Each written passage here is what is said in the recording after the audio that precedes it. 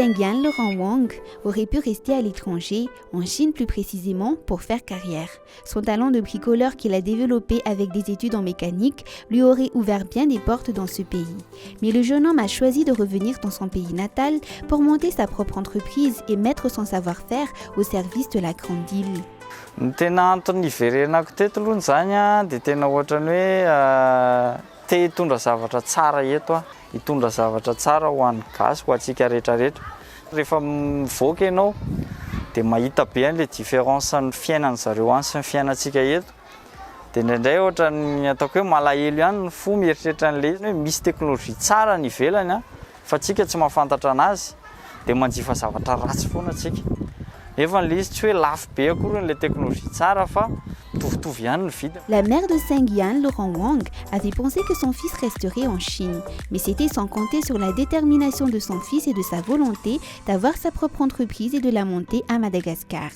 Nananeritreritra ihany zay hoe hijanona any izy de toute façon tena tiany le fiainany tany fa ohatrany hoe tellement hoe misy passion be koa tao aminazy sy le zandriny dia ohatrany hoe ndao nangana zavatra dia niteny anay io projet io zany izy dia ohatrany hoe tsy maninona fa réaliseur ohatra hoe zay ny tianareo dia réaliser le projet dia sendra hoe de passage taty zany izy dia niketriketrika momba an'le izy dia nampianatra ny zareo lahy mianaka.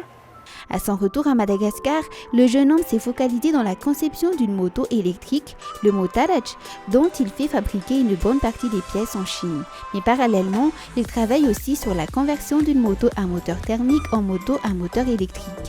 Sa mère ne s'étonne pas du choix de carrière.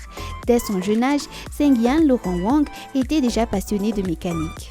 Mbola kely ireo zanak'ireo, surtout Yann Laurent moa zany mbola kely dia tia mikitikitika be dia rehefa mividy kilalao anazy dia hitanareo reny hoe marteau kely, tournevis kely, zavatra momba an'izay zany tena hoe mahafinaritra azy dia eo izy dia variana eo dia taty aoriana moa zany classe de seconde dia nividanana moto électrique dia avy eo moa afaka baka dia nanohy fianarana izy tany Ampita dia tena hoe se spécialisé tamin'ny resaka fikarohana zany izy momba ny mécanique sy ny zavatra hoe moto en électrique zany. Tena hoe fa passion hatramin'izay zany le zavatra dia ohatrany hoe naprofondisseny tamin'ny fianarana nataony. Les choses n'ont évidemment pas été faciles. L'envie était là, mais il fallait faire beaucoup de sacrifices pour arriver à monter sa propre entreprise.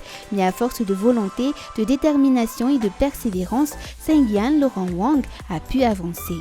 Tena hoe fikirizana mihitsy le izy satria za mampianatra anany nandeha tany tsy dia hoe nisy vola be takin'inona fa le bosako zany ezahako angonina dia manao recherche dia manao prototype rehefa mahatavoaka prototype anankiray dia misy mividy le izy dia iny mba azoko tombontsoa kely dia ohatr'izay hatrany hatrany zany le izy dia presque zay foana ny tena hoe nahazona le financement.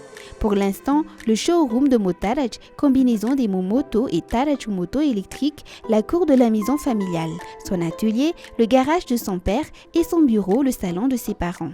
Mais avec les pièces qu'il a déjà pu monter et leur qualité qu'il garantit, il compte en vendre plus et gagner plus pour investir et agrandir sa société.